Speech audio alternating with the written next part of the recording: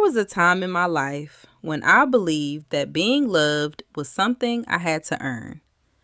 I don't remember anyone ever sitting me down and saying those words, but somehow I learned them anyway. Maybe it was in the way I watched other people receive praise when they stayed quiet. Maybe it was in the way I learned to apologize first, even when I wasn't wrong. Or maybe it was because somewhere along the way, I started believing that if I could become less complicated, less emotional, less needy, people would find it easier to stay. I didn't know it then, but I had slowly begun negotiating pieces of myself in exchange for acceptance. Looking back now, I can see how it happened, one small decision at a time. I became the person who always said, "It's okay," even when it wasn't. I became the one who adjusted my schedule, my dreams, and sometimes even my values just to keep everyone else comfortable. If someone needed help, I showed up. If someone was hurting, I carried their pain like it belonged to me. If there was tension in the room, I somehow felt responsible for fixing it. I wore being dependable like it was a badge of honor, never realizing that I was quietly teaching people that my needs could always wait. People called me kind. They called me selfless. Some even told me I had the biggest heart of anyone they knew. And maybe all of those things were true. But what they didn't see was how exhausted I had become trying to be everything for everyone else. I can't tell you exactly when I stopped asking myself what I wanted. It didn't happen overnight. It happened so slowly that I hardly noticed. One day, I realized I was making decisions based on what would disappoint the fewest people instead of what brought me peace. I became so focused on keeping everyone else happy that I forgot I was part of the equation.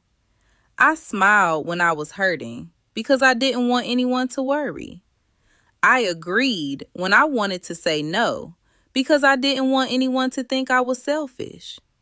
I stayed quiet when something hurt because I didn't want to start an argument. At first, those choices felt small. Over time, they became my identity. The hardest part wasn't that other people expected so much from me. The hardest part was that I expected it from myself. Somewhere deep inside, I had convinced myself that if I ever stopped giving, stopped fixing, stopped sacrificing, people might discover I wasn't worth loving after all. That's a heavy burden to carry, especially when you don't even realize you're carrying it. I remember one conversation that changed everything. It wasn't dramatic. There wasn't an argument or a life-changing event. I was sitting across from someone who loved me enough to ask a question no one had ever asked before. What do you want? I smiled out of habit and started talking about everyone else. They stopped me.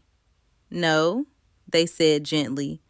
What do you want? The room grew quiet. I wish I could tell you I answered right away. I couldn't. My mind went completely blank. Not because I didn't have dreams, not because I wasn't intelligent, but because I had spent so many years making room for everyone else's hopes that I no longer knew how to recognize my own. That silence told me more about my life than words ever could. I went home that evening and sat with myself for a long time. For the first time in years, I wasn't trying to solve someone else's problem. I wasn't trying to rescue anyone. I wasn't trying to make someone feel better. It was just me. And honestly, I wasn't sure I even knew the woman sitting in that chair. I started thinking about all the little ways I had disappeared. The opinions I never shared because I didn't want conflict.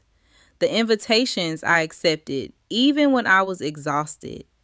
The apologies I offered for simply taking up space. The dreams I placed on a shelf because someone else's goals seemed more important. None of those moments seemed significant by themselves, but together, they told the story of a woman who had slowly convinced herself that love required becoming smaller. I cried that night, not because someone had hurt me, but because I finally understood that I had spent years abandoning myself while waiting for someone else to choose me. That realization was painful, but it was also freeing. Because if I had learned to disappear, maybe I could learn to come home to myself again. Healing didn't happen all at once. It happened every time I said no without apologizing.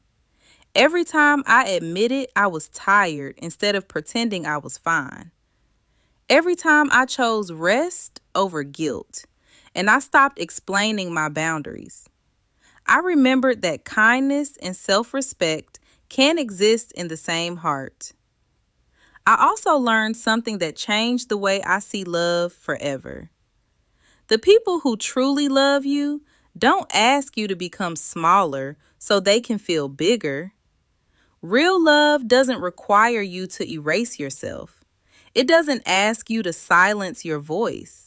It doesn't make you earn your place by constantly proving your worth. Real love makes room for you to be fully yourself. Today, I'm still learning. There are moments when the old version of me whispers, just keep the peace. Sometimes she tells me to stay quiet. Sometimes she reminds me how uncomfortable it feels to disappoint people. When that voice shows up, I don't shame her. I simply remind her that she did the best she could with what she knew. Then I gently choose a different path. If any part of my story feels familiar, I hope you'll hear this with all the kindness in my heart. You don't have to become easier to love. You don't have to shrink your personality, silence your dreams, or carry everyone else's expectations just to deserve a place in someone's life. You were never too much. You were simply trying to survive in spaces that ask you to be less than who God created you to be. And maybe today is a day you stop negotiating pieces of yourself in exchange for acceptance. Maybe today is the day you remember that the woman you've been searching for isn't somewhere out in the world. She's been waiting patiently inside you all along. Thank you for spending these moments with me. Maybe this wasn't your story, or maybe it was. Either way, I hope you leave today remembering that you don't have to become smaller to deserve love. Take care of your heart this week, and I'll meet you in the next letter. We're not just telling stories here, we're rewriting them.